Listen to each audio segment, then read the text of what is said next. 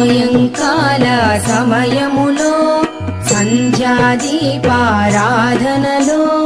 వచ్చును తల్లి మహాలక్ష్మి, వచ్చును తల్లి వరలక్ష్మి.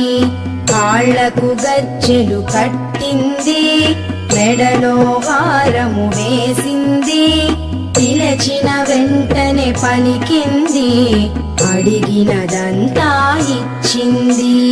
సాయంకాల సమయములో సంధ్యాదీపారాధనలో